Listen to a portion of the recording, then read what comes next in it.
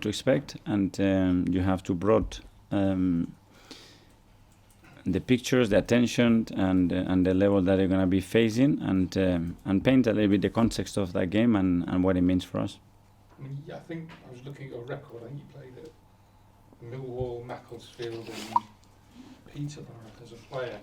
Can you sort of remember those games and what they were? I have flashes. I can't remember every game, but I have flashes, and I had as well some tough experiences. So hopefully we've learned, and we have a really recent one last year. I presume playing someone like Millwall is quite a test, playing differently to playing in the Premier League. It is a very different game because they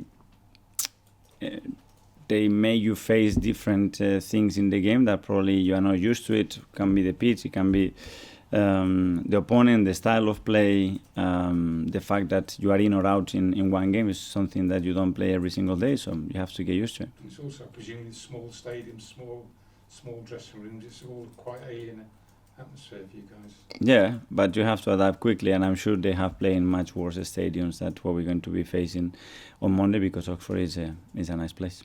Just on a different subject, I mean, we presume you're going to make quite a few changes for the game just because of resting, whatever. Someone like Rob Holding, has it been difficult for him, being such a loyal player, probably a longer serving player, not to be able to involve him as much as he would have liked? But that's the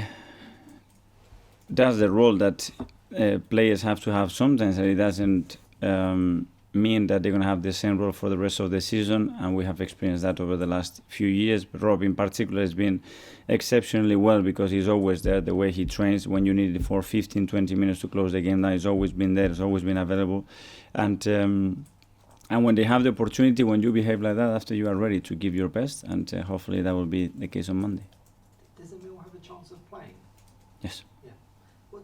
What's he been like when he's been sort of out? Because in his absence, the team have obviously gone off like that, and he's on the sidelines, and your attacking side is kind of quite settled now. Does he sort of look at it from the outside and think, how am I going to get in, and there's a gap now that perhaps wasn't there before? He knows that he has the space in the squad to fulfill his potential, that we really like him, that I really like him, and that is a very important player for us. But he knows that now he needs to jump on the train fast enough to have the impact that we all hope that he can have in the season for us. Where would you see him playing in the current, with Gabriel out? Where would you see that sort of role for him?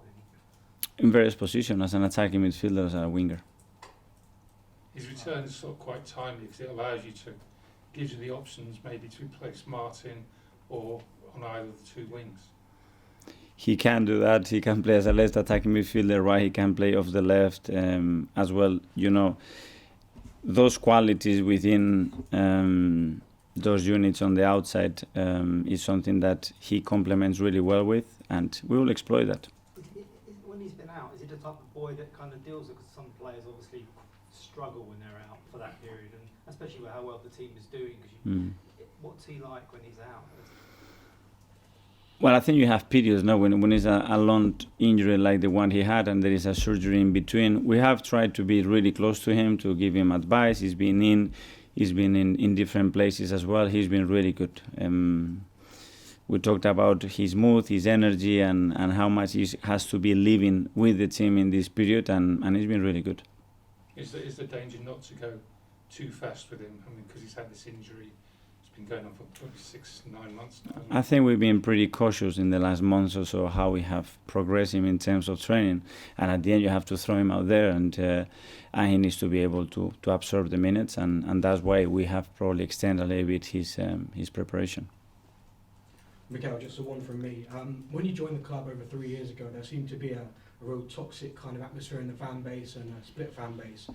How does it make you feel today to see just how united the Arsenal supporters are, and the home and away support as good as it has ever been? Well, it's great to see that. Obviously, that transformation hasn't happened overnight, but everybody at the club has contributed that to happen. Obviously, the team had a big say, because obviously it has brought that belief and that passion that is needed to want their fans to be proud of the way that the team plays, and it's just great to see that everybody's excited, is buying into what we are doing, and we are all together.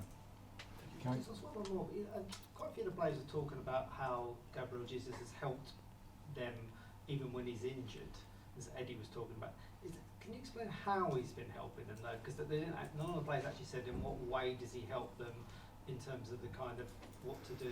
Because he's always around the place with a smile on his face, but at the same time really demanding, giving advices, protecting each other.